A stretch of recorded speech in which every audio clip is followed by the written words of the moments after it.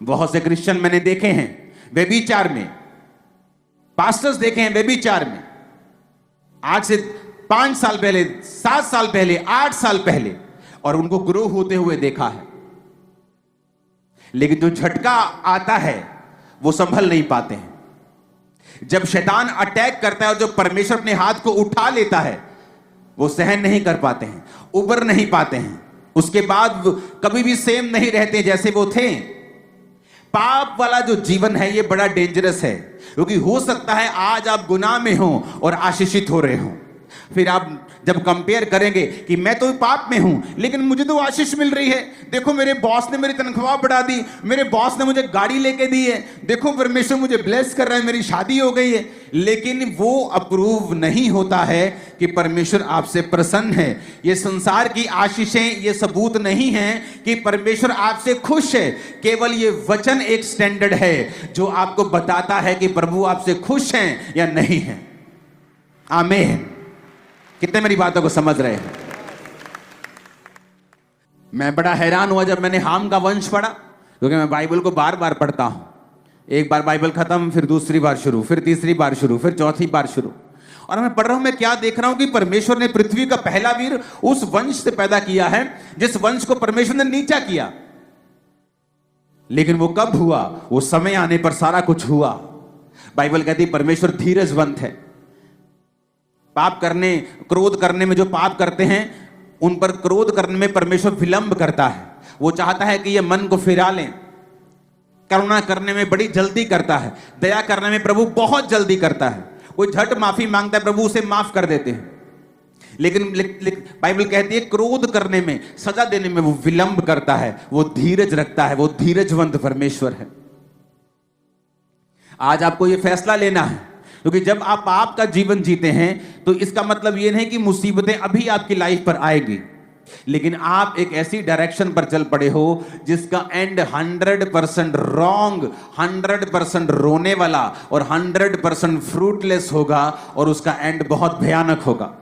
लेकिन आज जो लोग पवित्रताई में जीवन जी रहे हैं उन्हें लगता है कि पवित्रताई में जीने का क्या फायदा है, पवित्रताई में जीने का कोई फायदा नहीं। लेकिन जब साल बीतते जाते हैं, महीने बीतते जाते हैं, और जो रिजल्ट फिर आपके लाइफ में आता है, मैं आपको बोल रहा हूं, जितने दिन यहां बैठे हैं आपके वंश, आपकी पीढ़ी दर पीढ़ी आपके पवित्रताई के सामर्थ्य को देखेगी और एक बड़ा रिजल्ट उनकी जिंदगी में होगा।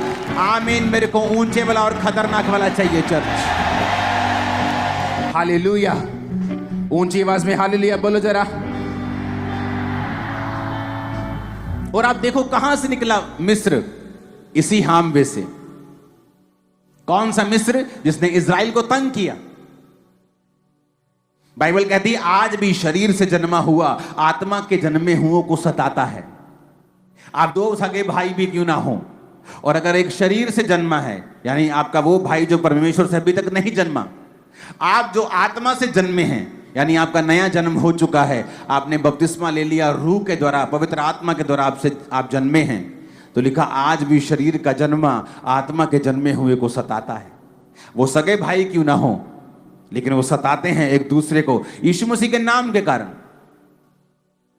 कहां से निकला मिस्र? तब तो दुनिया में कोई जाति नहीं थी।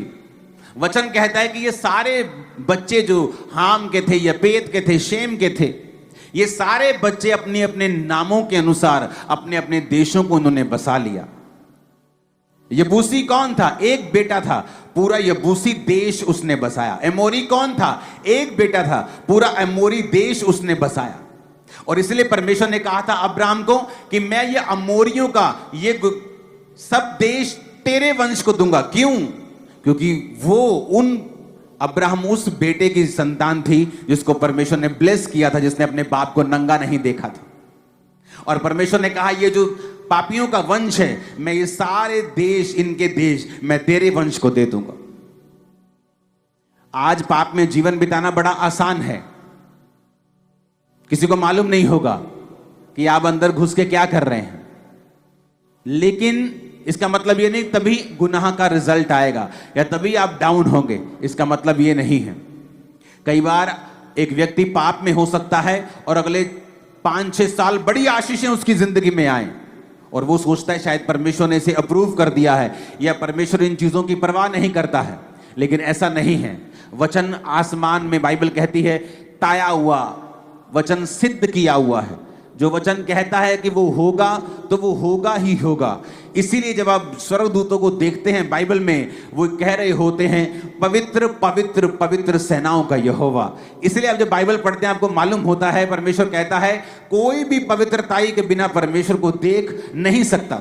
अगर आपकी लाइफ में बड़े से बड़ा बंधन है, ऐसा बड़ा बॉन्डेज है, चाहे वो पैसों का हो, कर्जे का हो, बीमारी का हो, तकलीफ का हो, फैमिली कर्स हो, डाइवोर्स हो, एनीथिंग, डिप्रेशन हो, मैं आपको बताता हूं, परमेश्वर की आत्मा ने, उसके पवित्र आत्मा ने मुझे तरीका बताया था कि तेरी जिंदगी में जितना भी बड़ा बंधन क्यों ना हो, चाहे मेडिकल साइंस में उसका इलाज ना हो, चाहे कोई कुछ भी क्यों ना हो, केवल अगर तू पवित्रताई में रहे, मैं तेरे बड़े से बड़े बंधन को तोड़ दूंगा। सारे बंधन तेरी लाइफ से टूट जाएंगे। ये मुझे परमेश्वर ने 2010-11 की मैं बात कर रहा हूं। जब आप सेवकाई में होते हैं, आप टीन एज से प्रभु के साथ हैं, आप जवान हैं, टेम्पटेशंस हैं, परीक्षाएं आपको घेरना चाहती हैं, और उधर से बॉन्डेज भी दिख रहे हैं, बंधन भी दिख रहे हैं, और आप बीच में खड़े हैं, और आपको पता है कि मैं अगर पाप में जाऊंगा तो ये बंधन बने रहेंगे जो कोई नहीं जानता।